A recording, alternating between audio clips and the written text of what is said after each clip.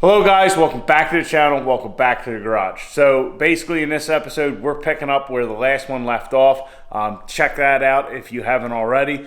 But basically last time we got our 48 RE installed in a truck from Muldoon's down in Delaware with our fat input shaft, our fat solid input shaft from Sancher Performance Development and our Suncoast converter.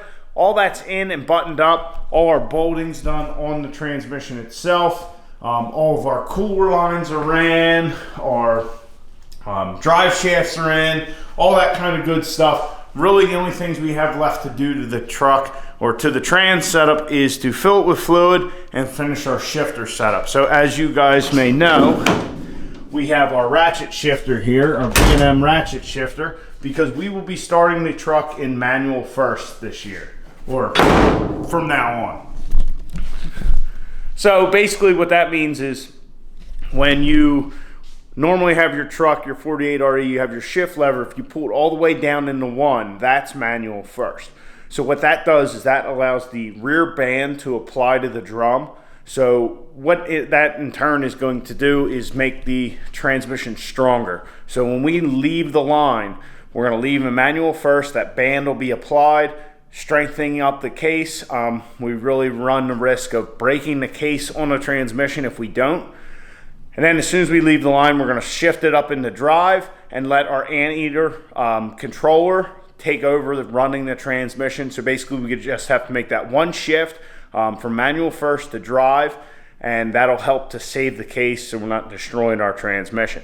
So anyway, in order to do that, we got a ratchet shifter and we need to finish that installation. So as you can see, we have a B&M Magnum grip shifter. Ours is this one right here, except for we have the fancy carbon fiber looking cover. So all we really have left to do is to install our cable. All of our bracketry for our transmission is already installed. So we're going to take care of that tonight and get that all done.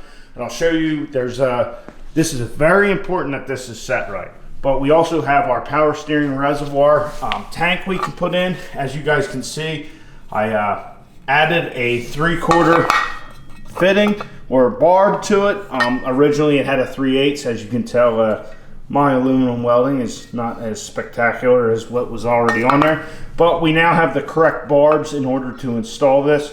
And we have a spool of wire here for an alternator connection. So we're going to make run our wire for our alternator, get our power steering setup done, and get our ratchet shifter fully installed. So that's kind of our game plan. If we come across anything else, we'll get to that too. But this episode of Project, I think I called it last time, like get the race truck to the track before winter hits or something like that. Well, it's underway, so let's get to it.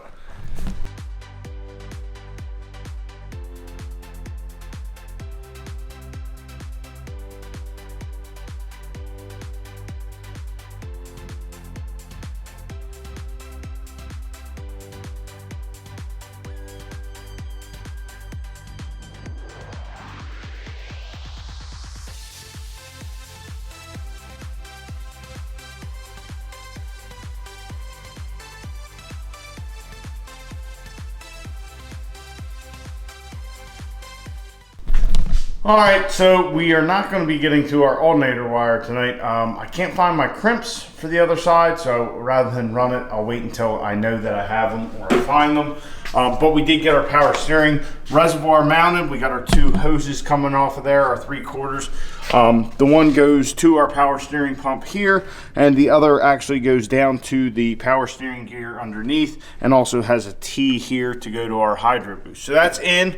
Everything's good with that. I'm very happy with how that all turned out. We had to get a little custom with our hose, with adding another 3/4 bar, but that's no problem at all. So anyway, on to our ratchet shifter, kind of our main focus for tonight. Something I want to point out to you guys, our cover is on and everything's looking good. Our wires run through our little transmission access hole there. When we put our access panel in, I'll cut a little notch in there for it. But yeah, everything's pretty self-explanatory on that. But it's certainly looking good, looking the part. But underneath is where the real magic happens. So guys, as you can see here, we have our cable coming into our bracket that's mounted to our transmission pan. I did have to grind this down in order to get it to fit, but the real thing I wanted to show you down here is actually our bracket on our shift linkage. So as you can see, there's this little tab that goes in there, and it is lined up perfectly. So I can just slide that right in. It drops right out. I don't really have to screw with it in order to get it in. Mr. Muldoon, our transmission guy, made a point to tell me that you have to have this right. If you have to, if I pulled this out and it would pop forward or something, that would be no good. What that would do is when you're shifting the transmission, you would likely be not fully engaged in whatever gear you're in. So that could burn up your transmission. Like on a full manual valve body setup. So I just wanted to make sure you guys knew that. So I'll get a cotter pin in there and that'll be done.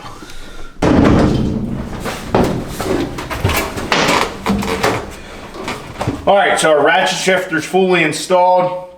Right now it's in a park position. If you squeeze the handle, come back. Now we're in reverse. Pull back again, we're in neutral. Pull back again, that's drive. Again, that's manual second. And there's manual first. So in a full manual valve body type of situation, you'd go first, push forward, now you're in second, squeeze the handle, now you're in drive, and then you'd flip a switch for overdrive and flip a switch for lockup. In our application, we're not using a full manual valve body.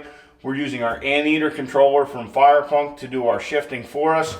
So what we'll do is we'll stage the truck, we'll launch the truck, squeeze the handle, and as soon as we launch the truck, we can slam it up in the drive and let the anteater take over from there. Really, we just need this manual first in order to apply that rear band and try and save our transmission case. So stage the truck, drive, down the track in hopefully less than 10 seconds. But then you got neutral, push the lever here, reverse, squeeze the handle, park. So fairly simple setup. One thing I will say, if you are looking at a setup like this for your truck, you're going to have to be mindful of it when you first start shifting it. Just playing with it, I find myself, pushing forward that second, drive, but from drive, you can push it right into neutral. So it's something you'll have to be mindful of. I'm sure after you drive it like that for a little bit, it won't be an issue. But anyway, it's going to work for our application. And yeah, she's coming together. Just so you guys have a little bit better view of it. First, second, third, neutral. Push this down here, which is hard to do with one hand. Reverse, park. So that's our ratchet shifter setup to help save our transmission. So guys, our ratchet shifter setup's in. I'm liking it. I think that's going to be perfect for the track. We'll be able to just squeeze the handle.